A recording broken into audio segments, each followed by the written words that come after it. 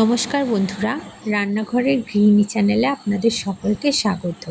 আজকের রেসিপি আলুর চোখা। প্রথমে কড়াইতে সর্ষের তেল দিয়ে দিন। তেল গরম হয়ে গেলে এর মধ্যে কালো জিরে ফোড়নে দিয়ে দিন।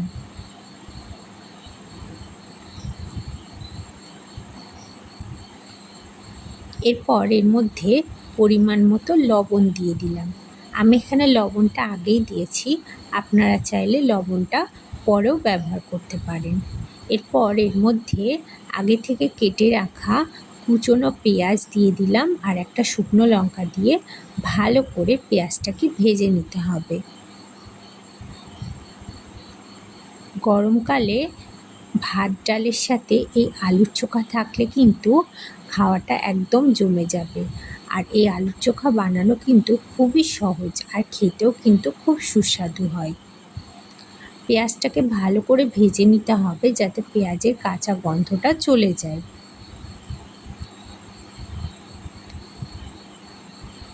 পেঁয়াজ ভালো করে ভেজে নেওয়ার পর আগে থেকে খোসা ছাড়িয়ে সেদ্ধ করে রাখা আলুগুলিকে এর মধ্যে দিয়ে দিতে হবে।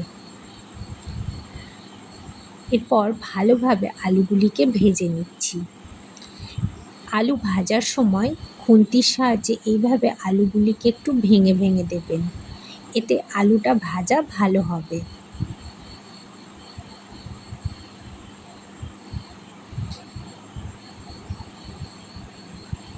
আমরা কিন্তু রান্নার একদম শেষ পর্যায়ে চলে এসেছি। আলুটা ভালো করে ভাজা হয়ে গেলেই রান্না কমপ্লিট হয়ে যাবে।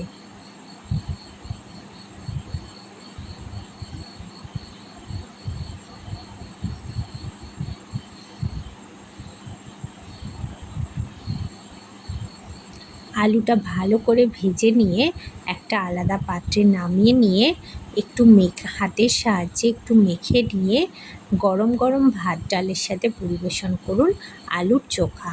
আমার এই সিম্পল রেসিপিটি যদি আপনাদের ভালো লেগে থাকে তাহলে প্লিজ ভিডিওটিকে লাইক করবেন আর আমার চ্যানেলটিকে অবশ্যই সাবস্ক্রাইব করবেন। ধন্যবাদ।